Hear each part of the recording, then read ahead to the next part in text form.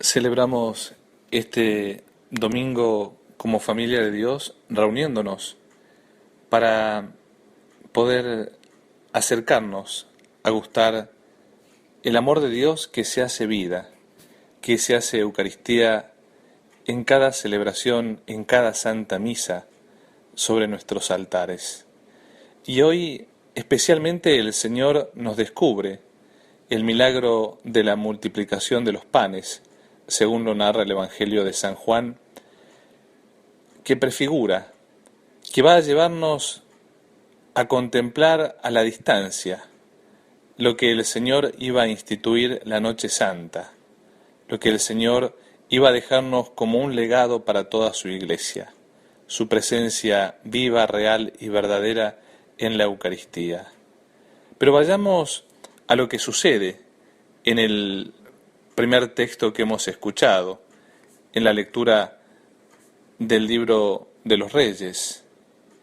Es el profeta Eliseo quien lleva adelante también un milagro.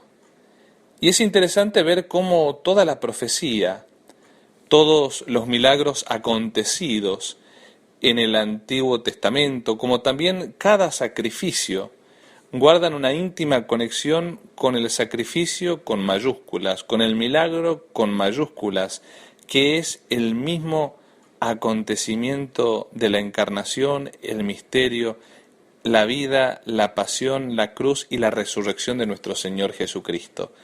Por eso no está de más reparar en cómo ya el Antiguo Testamento habla de Cristo y es Cristo quien nos lo permite entender rectamente.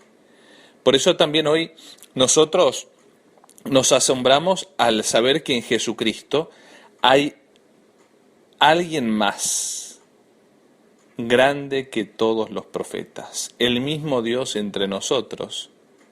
Ha querido involucrarse, ha querido descender a nuestra condición humana, asumirla y desde allí redimirla. Pero para que descubramos su presencia divina, misteriosa, profundamente enamorada del misterio del hombre, Dios quiere que su Hijo, hecho verdaderamente hombre, manifieste su divinidad a partir de estos signos. Por eso, leamos el Evangelio nuevamente. Jesús se dirige a la ribera del mar de Galilea, el de Tiberíades, dice el Evangelio, y mucha gente le seguía porque veían los signos que realizaban los enfermos. También nosotros hoy nos acercamos en esta Eucaristía a contemplar a Cristo, quien sigue obrando milagros en esos enfermos, en esos pecadores que son redimidos, en aquellos que sufren algún mal y encuentran consuelo. Y es también este Cristo, quien, como bien dice el Evangelio, subió al monte y se sentó allí en compañía de sus discípulos, quien, avisorando la próxima Pascua, miren qué interesante cómo aparece ya esta referencia de lo que será la última Pascua del Señor y la instauración de la nueva Pascua en esa última cena y en el sacrificio cruento de nuestro Señor en la cruz.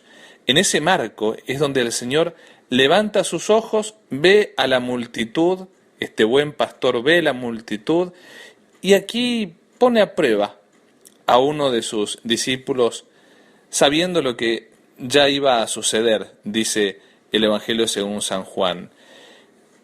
¿De qué manera le vamos a dar de comer?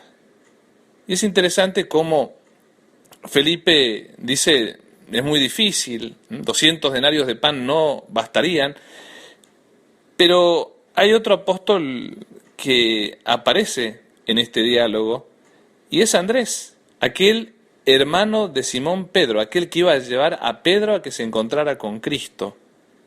El que le dice, aquí hay un muchacho que tiene 5 panes de cebada y 2 peces. En esos panes de cebada y en esos peces han querido ver los padres de la Iglesia una hermosa referencia. El muchacho representa al pueblo de Israel. Los 5 panes son los 5 primeros libros de la Sagrada Escritura, de la cual vive el pueblo de Israel.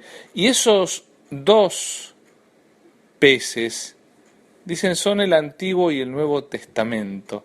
eso está simbolizado, representado, como mostrándonos que también nosotros tenemos que aprender a recibir ese legado que nos ha dejado el pueblo elegido en la palabra de Dios, donde en esos 5 primeros libros está prescrito la forma en la cual también hemos de vivir, hemos de observar los mandamientos, en la cual Dios nos ha hablado a nosotros también como pueblo prefigurado en el pueblo de Israel, y particularmente de qué manera podemos cada día alimentarnos de la palabra de Dios con el Antiguo y con el Nuevo Testamento, porque ambos revisten una importancia porque allí Dios nos habla.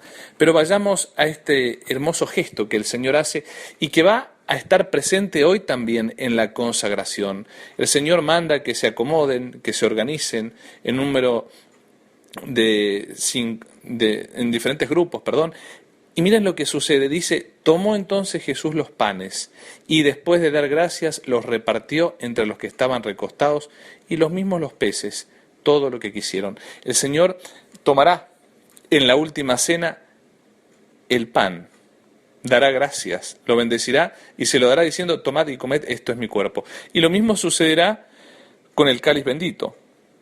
Lo tomará entre sus manos, dará gracias, lo bendecirá y se lo dará a sus discípulos diciendo, tomad y bebed, este es el cáliz de mi sangre, de la nueva alianza, establecida a partir de ese momento, en el cual Cristo va a verter místicamente su sangre en la institución de la Eucaristía para figurar, para manifestar el sacrificio redentor que Él va a llevar adelante para salvarnos a nosotros del pecado, de la muerte, de la condenación.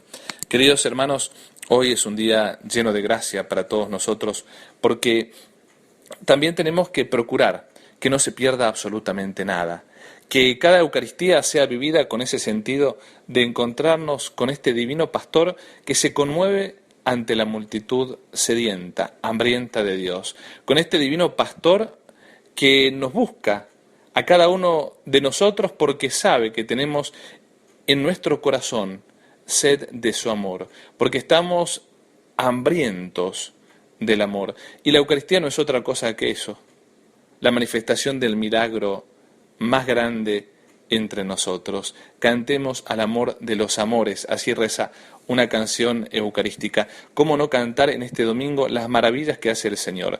Cada día multiplica la Eucaristía, multiplica el pan vivo bajado del cielo para la multitud de católicos que nos acercamos a celebrar este encuentro íntimo y amoroso con Cristo, en el cual el Cordero de Dios se da como comida y ofrece su sangre como bebida de salvación. Y por eso también nosotros tenemos que purificar todos los días nuestro corazón para poder recibirlo dignamente. Por eso el apóstol San Pablo, en la segunda lectura que hemos escuchado, dice estas hermosas palabras: los exhorto a que vivan de una manera digna de la vocación con que habéis sido llamados, con toda humildad, mansedumbre y paciencia, soportándoos unos a otros por amor, poniendo empeño en conservar la unidad del Espíritu con el vínculo de la paz. Por eso, antes de recibir la Eucaristía, realmente nos damos la paz, pero sabiendo que primero tenemos que poseerla en el corazón para poder expresarla en un signo de amor, de amabilidad,